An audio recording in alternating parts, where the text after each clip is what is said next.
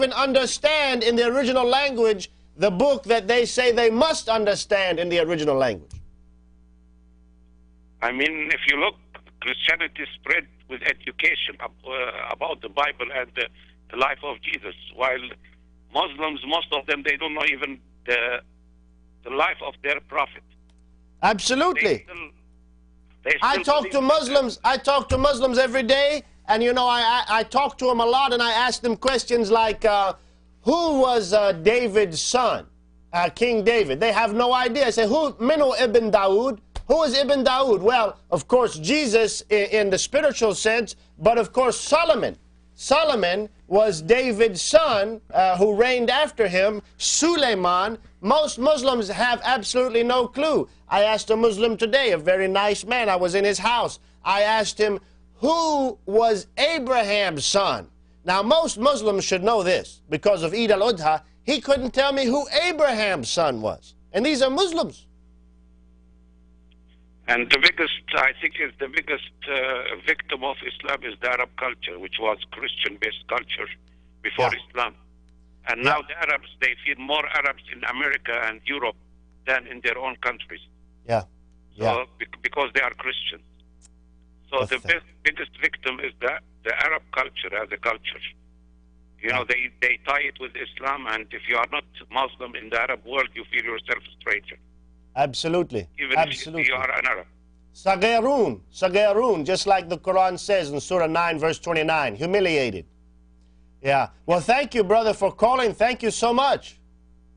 God bless you. Thank you for your call. All right, let's take the next caller right now. I think we have Michael on the air with us. Welcome, you're on the air with Jesus or Muhammad. Well, I have to say I'm excited to be talking with you. I first want to thank you both. I've picked up this new passion of mine to study about Islam and help share the truth, because it is about truth. And I thank you for the countless hours that you've spent and the sacrifice for your families to gather all these sources. And I also want to make a comment. Yes. You know, I've dealt with cults, and I've come from a cultish background, and I want to speak to all Muslims and everybody. You know, in Revelation it talks about that the devil has the great wrath. He knows his end is near. And I'd have to say, coming from a cult background, that I can tell you Satan uses Islam as a cover and a mask to infiltrate into this world. Now, Jesus came to give life, and life more abundantly. And we know that he gave a characteristic of the devil, which Muslims believe in Satan, as he comes to steal, kill, and destroy. So I would just admonish everybody, and especially Muslims, to look at the fruit. If we would truly follow our held scriptures, the Bible, and for Muslims, the Quran, what kind of fruit it bears, and so you can really take the blinders off. And I also had a question. Are you familiar with any pagan sources when it talks about the spring of murky water or the seven heavens and seven earths? Are there any pagan sources, Zoroastrianism, or any type of influence that could have influenced Mohammed? And maybe also, can you comment his travelings with? He had his own poets. Could certain people have influenced his writings? Yeah, absolutely. Thank you, Michael. I would just say yes, in that I've heard a lot of it, but I haven't studied quite as much as David or Brother Sam, and maybe they can give you some specific references. But as you mentioned, Zoroastrianism is definitely one of the sources that he got some of these things from. Also from some of the what is it? Not the Midrash. The Talmud, the Babylonian Talmud, and other Jewish writings after Jesus. Some of those with some strange views that weren't in the Torah actually came into Muhammad's worldview. And Brother David, maybe you have heard of some others. Actually, pretty much everything in the Quran comes from somewhere. And let me just give you. I'll give you a few examples here, and they come from all kinds of sources, pagan sources. We have the best records of things like the Christian sources, the heretical Christian teachings of heretical Christian groups that were in Arabia, and the Talmud, because we still have very good copies of many of these preserved, which Islam wiped out paganism so quickly. We don't have a lot of the pagan sources, but we could put together some sources. Let me give you a few examples. We talked about the story about Dhu al-Qarnayn, Alexander the Great finding the place where the sun sets.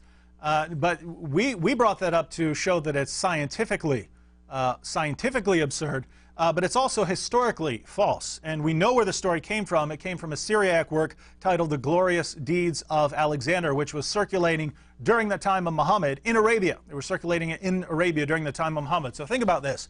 You have a work in Syriac being passed around about Alexander the Great traveling very far west. If you read it, it's actually a much longer version than the short condensed version we find in the Quran. But all the details are there about Alexander going out to the west and actually get a lot more detail. It's very interesting. So yes, we have a Syriac work titled The Glorious Deeds of Alexander. In Surah 18, we read about the companions of the cave. These people who fell asleep for a really long time and then woke up a couple centuries later. This myth was written by Bishop Stephen of Ephesus around the middle of the 5th century. And it's interesting, this was a popular story among the Christians of Arabia, but they treated it as a fable. So they know that this story was invented. They treated it as a fable, but they did pass the story around. It was on the level of like a bedtime story. Yeah. And it ends up in the Quran. No one regarded it as true, but the Christians told it so many times, and apparently Muhammad thought that the Christians really believed this story. David, are you familiar with Surah 532, that famous one that J. Smith brings up? If you kill one, it's as if you've killed all. Oh yeah, that's the Talmud, and interestingly, it makes sense in the Talmud. Yeah. It makes sense in the Talmud because if you read that passage... This is after Jesus, the Talmud after Jesus. Yeah, what we find in Surah 5 is it's talking about Cain and Abel, and so Cain kills Abel, and in the Bible we have a commentary on this, on the whole story. In the Talmud, this is a collection of Jewish commentaries, rabbinic commentaries. Like a tafsir. Yeah, one of them comments, and he says, when it says, your brother's blood calls out to me, he says, actually it says, your brother's bloods calls out to me. So it says the plural, it's the plural use of blood, and that commentator said, what this means is that he wasn't in killing Abel, he wasn't just killing Abel, he's killing all of Abel's future generations, and all of their blood is crying out from the ground that Cain has put all of them to death.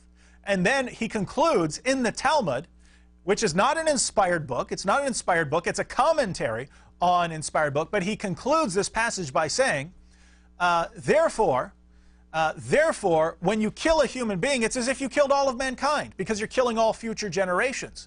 So that makes sense. That makes sense in the Talmud, because he points out the connection between the use of that word bloods. In the Quran, Muhammad leaves out the interpretation of the word bloods, and he just tells the story of Cain and Abel, and he says, therefore it was revealed to the Jews, if anyone kills someone, it's as if he